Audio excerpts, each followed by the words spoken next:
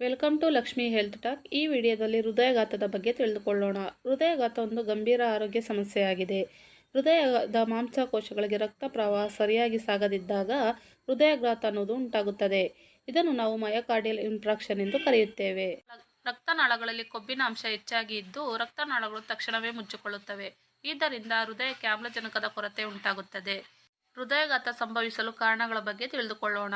ಹೃದಯದ ಧಮನಿಗಳಲ್ಲಿ ಕೊಬ್ಬು ನಿಲ್ಲುವುದು, ಹೆಚ್ಚಿನ ರಕ್ತದೊತ್ತಡ, ನಿಯಂತ್ರಣವಿಲ್ಲದ ಐಬಿಪಿ ಹೃದಯದ ಮೇಲೆ ಒತ್ತಡವನ್ನು ಉಂಟುಮಾಡುತ್ತದೆ ಮತ್ತು ಕೆಟ್ಟ ಕೊಲೆಸ್ಟ್ರಾಲ್ನಿಂದಲೂ ಸಹ ಹೃದಯಾಘಾತ ಅನ್ನುವುದು ಸಂಭವಿಸುತ್ತದೆ. ಧೂಮಪಾನ ಮಾಡುವುದರಿಂದ ಕಾರ್ಬನ್ ಮೊನಾಕ್ಸೈಡ್ ಹೃದಯದ ಆರೋಗ್ಯಕ್ಕೆ ಹಾನಿಕರವನ್ನು ಉಂಟುಮಾಡುತ್ತದೆ. ಅತಿಯಾದ ಶುಗರ್ ಲೆವೆಲ್ ಮತ್ತು ಐಬಿಪಿ ಹಾಗೂ ಮೆಂಟಲ್ ಸ್ಟ್ರೆಸ್, ಅತಿಯಾಗಿ ಮದ್ಯಪಾನ ಮಾಡುವುದರಿಂದ ಹೃದಯದ ಸಮಸ್ಯೆಗಳಿಗೆ ದಾರಿ ಮಾಡಿಕೊಡುತ್ತದೆ.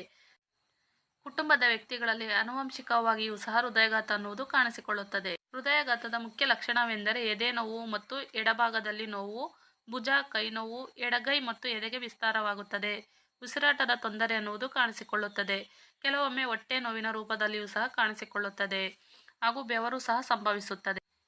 ಕೆಲವೊಬ್ಬರಲ್ಲಿ ಮೂರ್ಛೆ ಹೋಗುತ್ತಾರೆ ಮತ್ತು ಹೃದಯ ಬಡಿತ ಹೆಚ್ಚಾದಂತೆ ಕಾಣಿಸಿಕೊಳ್ಳುತ್ತದೆ. ಇವೆಲ್ಲವೂ ಸಹ ಹೃದಯಾಘಾತದ ಅತಿ ಮುಖ್ಯವಾದ ಲಕ್ಷಣಗಳಾಗಿರುತ್ತವೆ. ಈ ವಿಡಿಯೋ ಇಷ್ಟ ಆಗಿದ್ದಲ್ಲಿ ಲೈಕ್, ಶೇರ್ ಮತ್ತು ಸಬ್ಸ್ಕ್ರೈಬ್.